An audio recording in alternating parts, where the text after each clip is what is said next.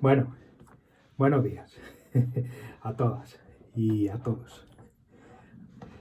En este caso voy a hacer un vídeo corto, introductorio, a otro que haré más adelante sobre la monarquía hispánica, ¿no? Este vídeo va a ser solo la introducción, vaya, el marco introductorio que he realizado, que considero es muy importante, ¿no? A la hora de redactar un tema, si nos enfrentamos a una oposición o a la hora de estructurar un tema para transmitírselo a los alumnos, entre otras cosas hay que tener claro el marco en el que nos movemos. Y bueno, pues en este caso lo que he hecho es hablar de cómo se origina la monarquía hispánica, cómo se define, ¿no?, la monarquía autoritaria a partir de los reyes católicos y en qué consiste, por qué organizan este sistema polisinodial, ¿no?, con esta palabra tan compleja que tiene que ver con un sistema muy, muy complejo basado en la negociación y bueno, el sistema de los válidos que empiezan a sustituir a los secretarios en el siglo XVII con los Austrias del XVII. Un aspecto antes de explicar esta introducción, ¿no?, antes de leer más bien el contenido que acabo de redactar, es que a la hora de hablar de los Austrias, bueno, en mi opinión, no es acertado decir Austrias mayores y Austrias menores. Todos los reinados tuvieron sus luces y sus sombras, ¿no? En el caso de los Austrias, y bueno, me parece un término bastante poco acertado a la hora de diferenciar. Yo prefiero utilizar los Austrias del 16 y los Austrias del 17. Incluso cuando se habla de Carlos II, que está muy extendido el hecho de considerarlo como un rey decadente y que a partir de ahí el imperio entró en decadencia, totalmente en desacuerdo con esta inercia que arrastra la historiografía, ¿no? Porque además se ha estudiado últimamente al respecto y bueno, el reinado de Carlos II fue bastante fructífero en asuntos económicos. Lo que ocurre es que tuvo enfrente a una poderosa Francia bajo el reinado del poderoso rey Sol, ¿no?, Luis XIV, que fue un paso más allá. Mientras en España estaba el sistema polisinodial, ¿no?, y además la figura de los válidos, ¿no?, lo que generó muchos problemas internos, muchos conflictos internos en el reinado de Carlos II. Además, Luis XIV lo que hizo fue agilizar todo a través de un sistema ya absoluto, ¿no?, a través de darle una vuelta a las monarquías autoritarias, a introducir el concepto de monarquía absoluta, ¿no?, en la que todas las decisiones partían, ¿no?, con los asesores que él elegía y con lo cual hacían muy ágiles el tema de la financiación de las guerras, por ejemplo, y de otros aspectos. Bueno, sin más, voy a leer la introducción que he redactado, que podría servir como marco general, y a partir de ahí es más fácil tirar del hilo a la hora de redactar un tema en una posición y bueno, a la hora de plantear una unidad didáctica en la que tengamos que explicar, ¿no?, la monarquía hispánica. Con este marco general sabemos los puntos principales en los que tenemos que hacer especial relevancia, ¿no?, especial fuerza, ¿no? Bueno, la monarquía hispánica quedó definida por el largo reinado de los reyes católicos, que se extendió desde el año 1469 al año 1516, configurando uno de los procesos más trascendentales para el devenir de la historia de España. Los acontecimientos de este periodo afectaron a todos los ámbitos, desde el religioso al político, pasando por el ámbito social y, por supuesto, el económico, y confluyendo todos ellos en una nueva forma de organizar el Estado, en la que finalmente se impone un modelo de monarquía autoritaria, desplazando de la esfera de poder, ¿no? de la más alta influencia a la aristocracia.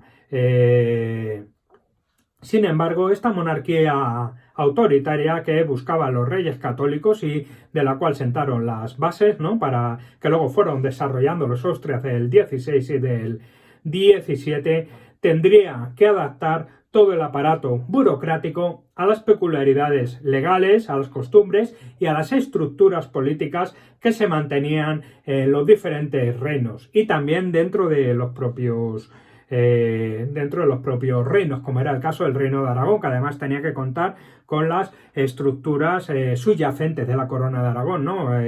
Las estructuras que tenía Cataluña, ¿no? Con sus propias cortes, el reino de Valencia y el reino de Mallorca y el reino de Aragón. Todo esto lo que hicieron los Austrias fue crear este sistema polisinodial, que bueno, lo que quiere decir es un sistema basado en una serie de estructuras burocráticas con las cuales había que establecer, la monarquía tenía que establecer un diálogo permanente, una negociación permanente. Esa es la base, la negociación del sistema polisinodial, bajo mi punto de vista.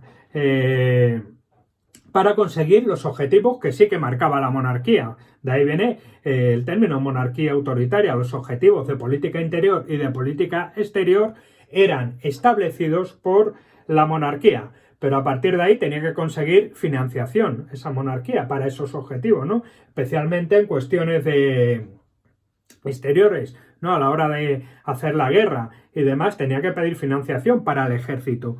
Y bueno, pues ahí entraba en juego este sistema polisinodial, ¿no? Estas estructuras burocráticas y demás. Los reyes católicos, también en cuestiones fiscales y demás, los reyes católicos iniciaron el camino de sometimiento a la autoridad regia a la alta nobleza, como he comentado anteriormente. Esto es importante también recalcarlo.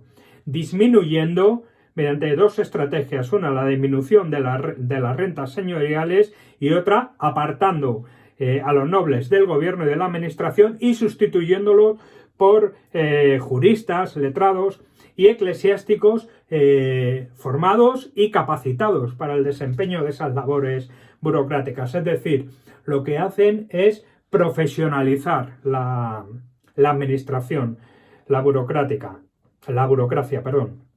Todo este nuevo modelo de Estado fue perfeccionándose con los Austrias del 16 y con los 17 que incluyeron estos del 17, Felipe III, Felipe IV y Carlos II, lo que hicieron fue introducir un nuevo elemento, la figura del valido.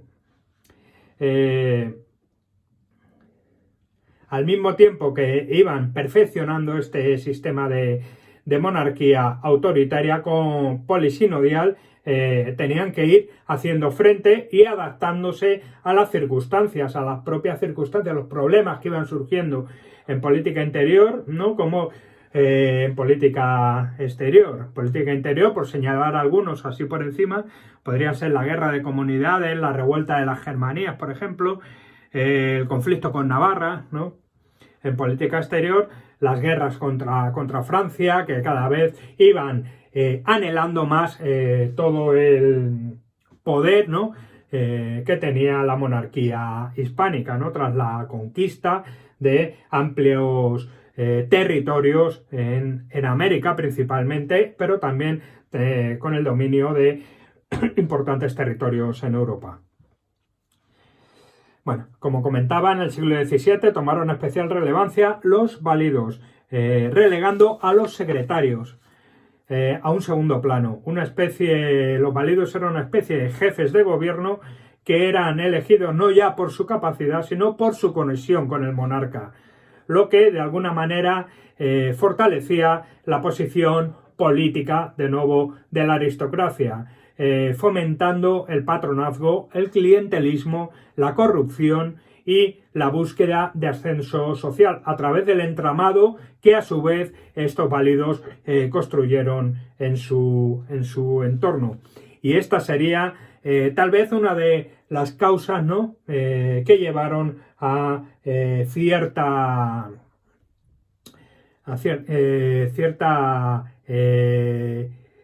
cierto colapso, ¿no?, de este sistema polisinodial.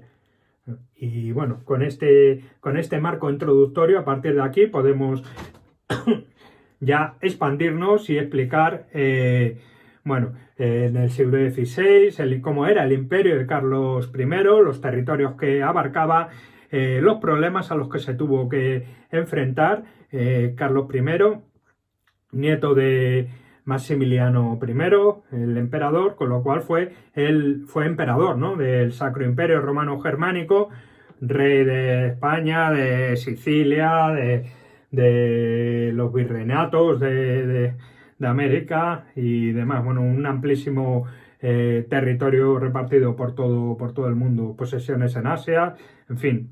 Eso lo vemos y eso se estudia mejor con un mapa de la política exterior a la que tuvo que hacer frente, las guerras contra Francia, la presión del imperio turco, el conflicto religioso, que ya creo que ya he hablado en algún vídeo anterior,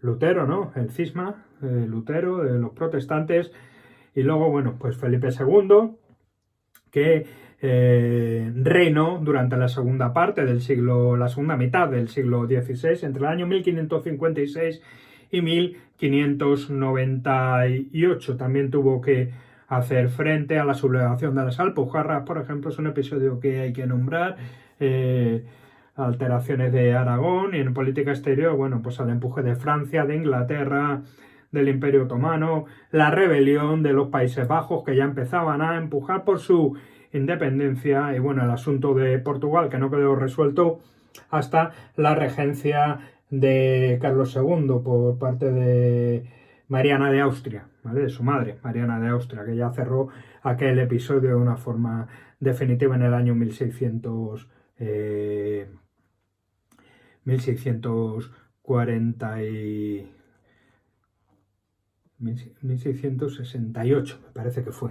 perdón que me he ido.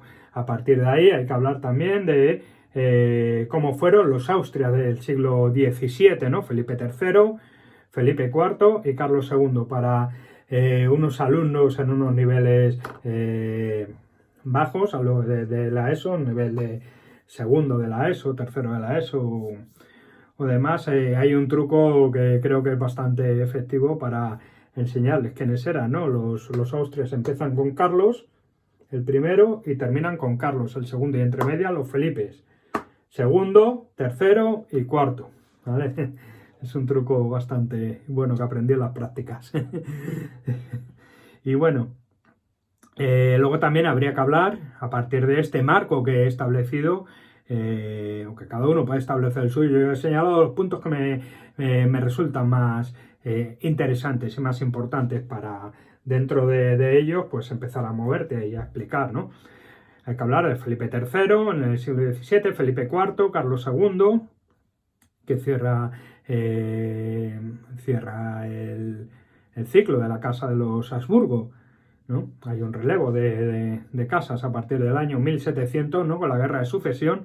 La economía y la sociedad habría que hablar, muy importante, ¿no?, como era la demografía en el siglo XVI, las crisis de mediados y finales del XVI, como nos llevan a un cambio demográfico en el siglo XVII, una nueva estructura de la pirámide, y bueno, cómo va evolucionando la economía, la revolución de los precios, la subida de impuestos, los problemas que generó todos estos asuntos económicos y sociales.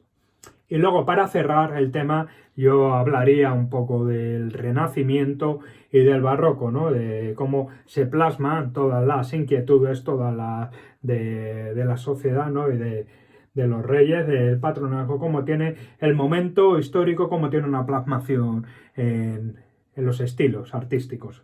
El Renacimiento, como llega de una manera un tanto diluida o diferente a tierras españolas, y cómo el Barroco sirve como reafirmación de la Contrarreforma. Y bueno, con esto ya hacer alguna mención al papel de las mujeres, por supuesto, muy importante. Hoy en día la historiografía está ahondando en este aspecto, ¿no?, para mejorar un poco en la concepción general que tenemos. La historia es una ciencia viva, afortunadamente. Y bueno, con esto ya cierro el vídeo. Nada, agradeceros, invitaros a reflexionar. En su día yo utilicé mucho para hacer un trabajo que tuve que llevar a cabo sobre Carlos II, sobre el rey. Bueno, utilicé a Miguel Artola, es muy importante, Josefina Castilla, una profesora de la UNED, de Historia Moderna, y bueno, Ribot, ¿no? Hay un documental muy bueno, por cierto, creo que está en Netflix, en Netflix o en Filmin, sobre esta época, ¿vale? La primera globalización o algo así se llama. Y bueno, pues nada más. Julio Arroyo Bonmellano, otro gran profesor al que recurro, ¿no? Para estudiar este importante periodo de la historia de España. Nada más. Gracias. Gracias. Abrazos. Besos. Chao.